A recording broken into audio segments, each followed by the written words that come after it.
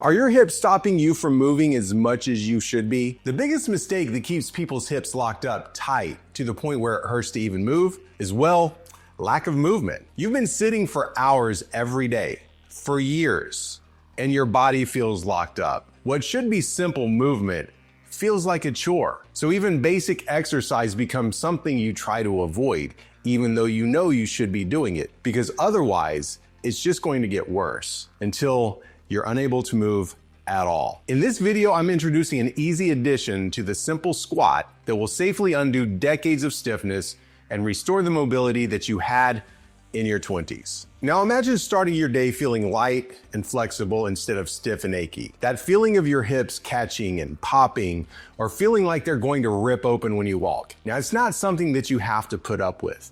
The stiffness that you feel getting up from your desk is your body sending you a signal from one of the most important parts of your body, your hips. Now this simple addition to the basic squat is the key to better hip mobility, and I'm going to walk you through it today. You don't need any equipment, and you only need about 5 minutes, maybe less. We're going to get rid of that crunchy sensation and swap it for smooth, controlled movement. So if you're ready to move better and feel better, stick with me till the end, because what I'm about to show you can change your life.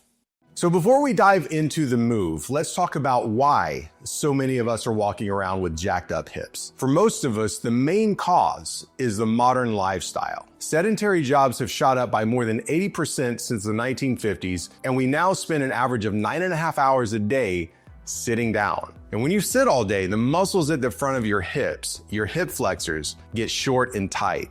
And on the other side, your glutes, your butt muscles, the powerhouse of your lower body, get weak and lazy, and you end up with a problem called gluteal amnesia. They literally forget how to do their job. Now this creates a huge imbalance. Your body tries to make up for those weak glutes by forcing other muscles like your hamstrings and your lower back to do extra work. And that leads to muscle imbalances that cause back and knee pain. And it even raises the risk for issues like osteoarthritis farther down the road. Not to mention metabolic disorders that come from sitting all day, because people think the fix for knee and back pain is to sit even more, which isn't going to fix it. It actually makes it worse. So no, that stiffness isn't just inside your head, and it's not just a symptom of getting older. It's a direct result of your daily habits. But just like your body adapted to sitting, it can also adapt to a life with more freedom and more movement. And that all starts with learning the right way to move. Now, you've probably heard people use the words like flexibility and mobility like they're the same thing. They aren't. And knowing the difference is a real secret to unlocking your hips. Flexibility is passive. It's just a muscle's ability to be stretched and to lengthen. Think about grabbing your foot and pulling it towards your butt to stretch your quads. Now that's flexibility. Mobility, on the other hand, is active. It's your joint's ability to move through its full range of motion freely and with control. But it's not about having the range and being able to move through it. You also need to have the strength to bear a load and the ability to control that load in the end range. You could be super flexible, but have terrible mobility if you can't move your joints without helping them.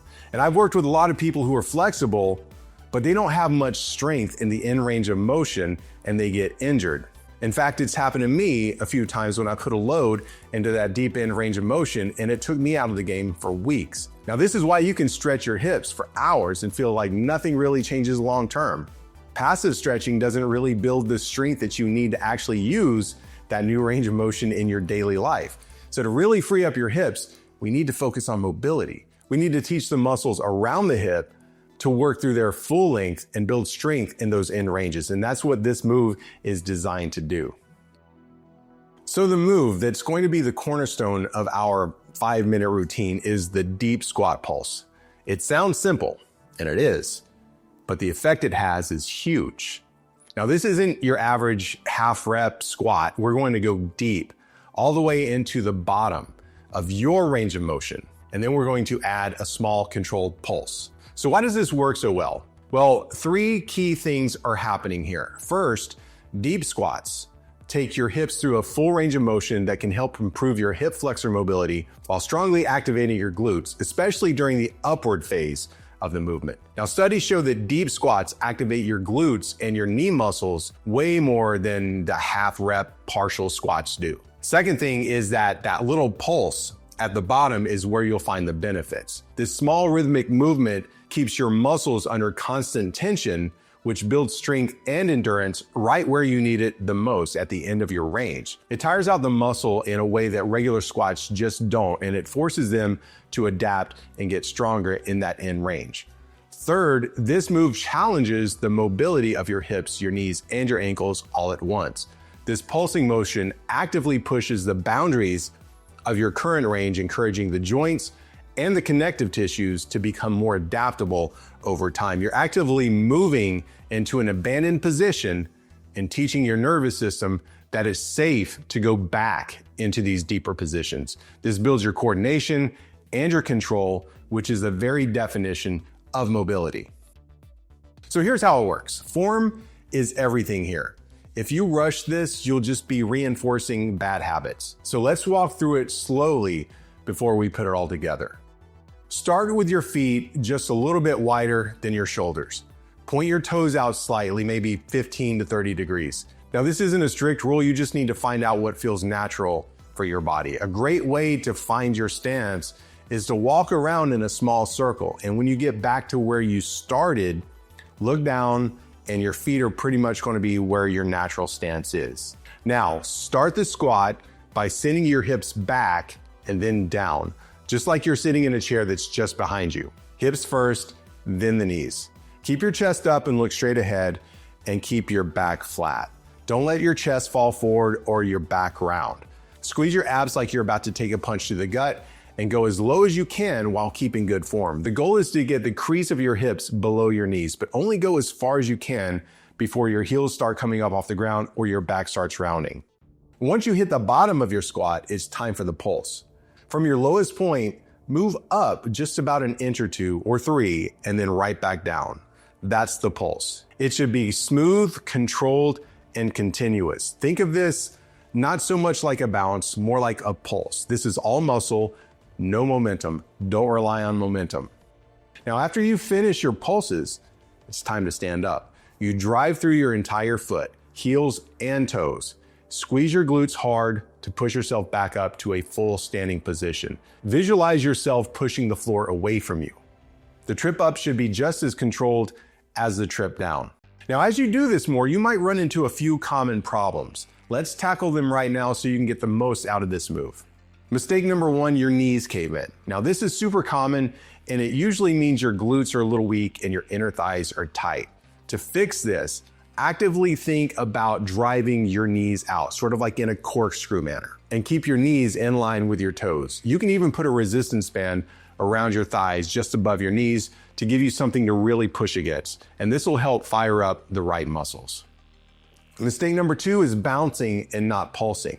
Remember, we're using muscle, not momentum. A bounce is passive. It relies on the stretch to get back up, but a pulse is active. If you feel yourself bouncing, just slow it down. Focus on squeezing your muscles to lift that inch or two and then controlling it on the way back down. It should be a deliberate, smooth movement. The bounce has its place and its purpose, but it's not here.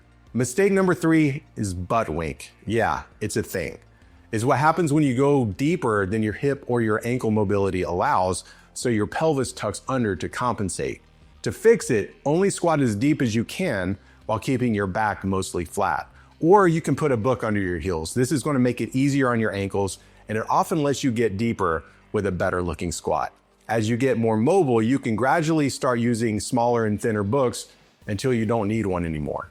Mistake number four, not going deep enough.